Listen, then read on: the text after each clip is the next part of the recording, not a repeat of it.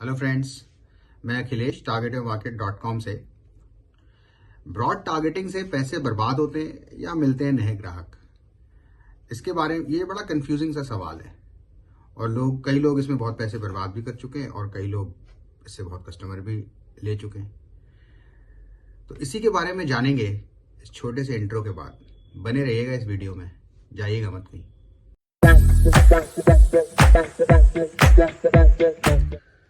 Broad targeting क्या है, पूरी कहानी आइए जानते हैं।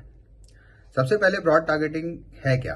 ब्रॉड टारगेटिंग बेसिकली एक बहुत ही बड़े लार्ज कस्टमर या प्रॉस्पेक्ट का जो पूल है उसमें हमें अपने लिए जो हमारे प्रोडक्ट का के लिए इंटरेस्टेड कस्टमर हैं उनको ढूंढना है। इसको हम कहते हैं broad targeting. Broad in itself जो नाम ही कहता है कि ब्रॉड मतलब बहुत ज्यादा बड़े पूल में हमें अपने लिए प्रॉस्पेक्ट्स ढूंढने हैं। अब ये काम फेसबुक, गूगल या इंस्टाग्राम करते कैसे? इनका जो एल्गोरिदम है, इनका जो प्रोग्राम है, ये जो आप एड कॉपीज बनाते हैं, जो आप एड लिखते हैं या जो आप वीडियोस बनाते हैं, एआई की मदद से ये क्या करता है कि उसमें से इनकी जो एल्गोरिदम है ये एक लार्ज कस्टमर पूल को ले जा करके आपके ऐड को प्लेस करती है और ऑटोमेटिकली उनको ही दिखाती है ये ऐड जो कि उस पर एक्शन ले या उसके ऊपर एंगेज होने में जिनके चांसेस ज्यादा हैं, जैसे उस पर क्लिक्स आने के चांसेस ज्यादा हैं या वो किसी तरीके का कन्वर्जन होने के चांसेस ज्यादा हैं, वो उन्हीं को आपकी ये ऐड शो करते हैं। अब ब्रॉड ऑडियंस चुनने से फायदा ये होता है कि ये बहुत ज्यादा बड़े ऑडियंस सेगमेंट में आपकी इस ऐड को लेके जाते हैं, जिससे कि ऐसे लोगों के मिलने के चांसेस ज्यादा होते हैं जो आपके एड्स के ऊपर कोई एक्शन लेंगे, कोई कन्वर्जन लेके आएंगे। तो इसीलिए ब्रॉड टारगेटिंग का ये फायदा है। थोड़ा सा नुकसान ये है कि इसमें क्या होता है कि आपका बजट, क्योंकि आपके इंप्रेशंस बहुत ज्यादा होते हैं इसके अंदर, तो आपका बजट जो है वो थोड़ा जल्दी जल्दी डिप्लीट होता है। लेकिन अगर आप मान लीजिए कि सपोज करिए कि आपका कोई प्रोडक्ट है जो बहुत बड़े लार्ज सेगमेंट को फायदा पहुंचा सकता है या बहुत बड़े लार्ज सेगमेंट को कैटर करता है, तो उस केस में आपको अपने ब्रांड अवेयरनेस के लिए ब्रॉड टारगेटिंग बहुत फायदा करती है और लोगों तक आपका जो प्रोडक्ट है वो जल्दी पहुंचता है। Top of the funnel audience आपकी बहुत ज्यादा क्रिएट हो जाती है इसके अंदर, जिनको कि आप धीरे धीरे करके रीटारगेटिंग करके लेटर स्टेजेस पे अपने लिए एक प्रोस्पेक्ट क्लाइंट बना सकते हैं। अच्छा, ब्रॉड टारगेटिंग के कुछ नुकसान हैं। फायदे तो हैं ही, फायदे तो ऑब्वियसली हैं, लेकिन कुछ उसके नुकसान भी हैं जिनको अगर हम प्रॉपरली ऑप्टिमाइज करके चलें तो हम उन नुकसान को काफी कम कर सकते हैं।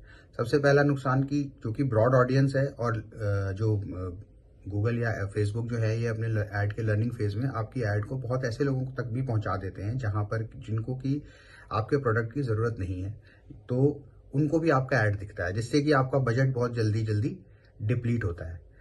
दूसरा कि इसकी एनालिसिस थोड़ी मुश्किल मुश्किल होती है। मुश्किल इसलिए होती है क्योंकि ये बहुत ज्यादा बड़ा सेगमेंट होता है जिसके सामने आपकी ऐड चल रही होती है। तो इसमें हमारे लिए बहुत जरूरी है कि हम उस रिपोर्ट्स को, उस मैट्रिक्स को बहुत क्लोजली एनालाइज करें, उसको सेगमेंट करके देखें, जैसे कि एज वाइज या जेंडर वाइज या फिर इंटरेस्ट वाइज किस कौन सा हमारा जो है सेगमेंट, ऑडियंस सेगमेंट जो है वो उसके ऊपर ज्यादा बेहतर रिस्पॉन्स दे रहा है। और इस चीज की स्टडी, बहुत डीप स्टडी बहुत जरूरी है बेहतर रिजल्ट्स पाने के लिए।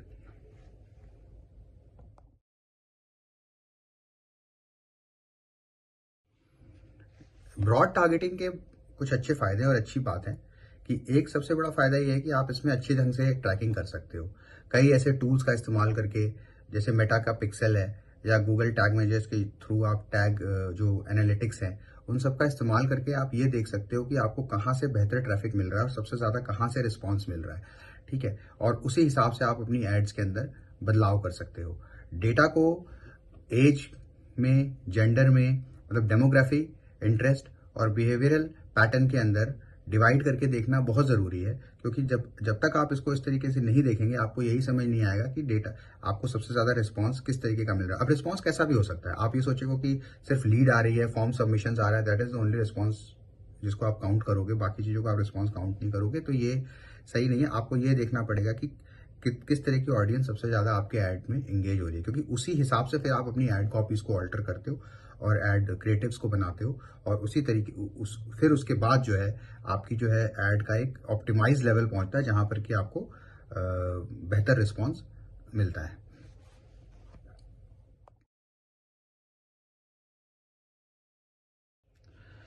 दूसरा इसमें सबसे बड़ा फायदा यह है कि शुरू में टेस्ट करके और बीच में बदलाव भी कर सकते हैं आप।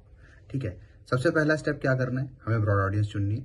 ब्रॉड ऑडियंस चुनने के बाद ताकि हमारे पास ज़्यादा डेटा कलेक्ट हो सके, जितना ज़्यादा डेटा कलेक्ट होगा मेटा के एल्गोरिदम को उतना ही आसान होगा आपके लिए आपका करेक्ट प्रॉस्पेक्ट चुनने में।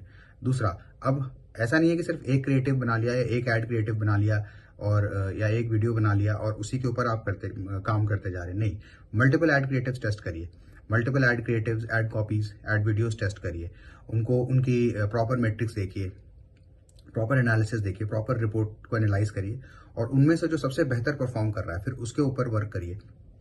तब जाकर के आपको एक बेहतर रिजल्ट मिलेगा ब्रॉड टारगेटिंग में।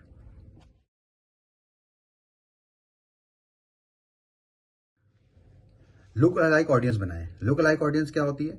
वो ऑडियंस जो ऑलरेडी कन्वर्जन्स आपको मिल गए हैं, आपने एक ऐड रन करी है, आपको अच्छे खासे ऑडियंस मिल गए हैं, आपके पास 50-100 लीड्स आ चुकी हैं। अब आपका काम क्या करता है कि आप लुक अलाइक ऑडियंस बनाएं और अपनी ऐड को उन लुक अलाइक ऑडियंस पे चलाएं।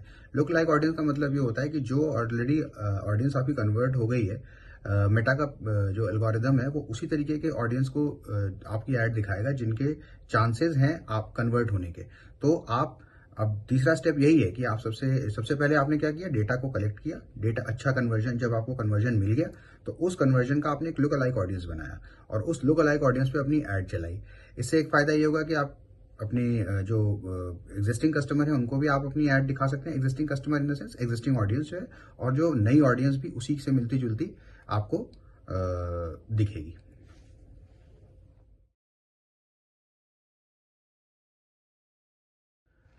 इसमें ये स्ट्रैटेजी है कि आपका जो बजट है उसको एक ही जगह पर ना लगाएं, बजट को अपने डिवाइड करके रखें।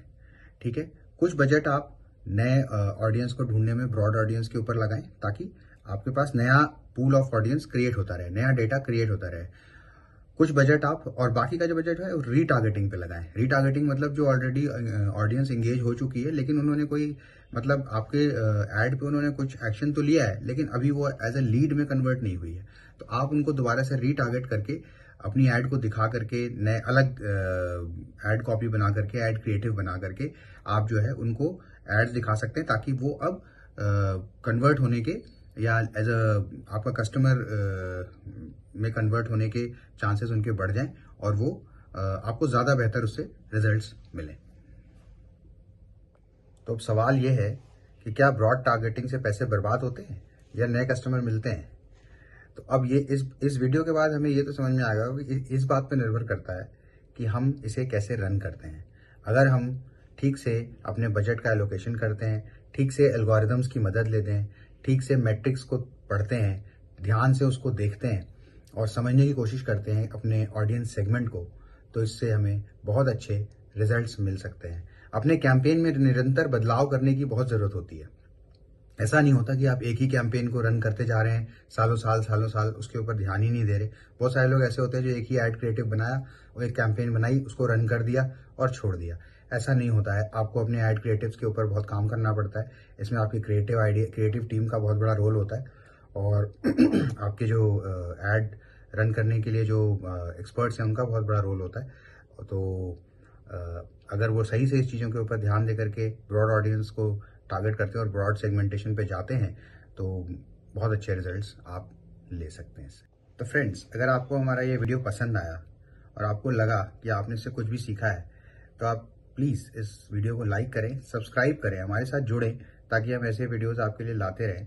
देखिए, ट्यूटोरियल्स तो बहुत हैं लेकिन किस तरीके से इस कैंपेन्स को रन करना है, करना भी चाहिए कि नहीं, किस तरह के बिजनेसेस को इस कैंपेन को लेना चाहिए, किस तरीके की टारगेटिंग करनी चाहिए, इन सारी चीज़ों के बारे में हम रिसर्च करके नई नई चीज़ों को लेकर के आएंगे। तो आप हमारे साथ जुड़ें और अगर आपने कभी ब्रॉड टारगेटिंग की है या आपने अपने कभी किसी तरह का कैंपेन रन किया है तो आपको उससे कैसा रिजल्ट मिला हमें ज़रूर बताएं कमेंट बॉक्स में। हमारे लिए भी आपके लिए नया कंटेंट लाने में इससे काफ़ी फ़ायदा मिलता है। Thank you very much. Have a nice day.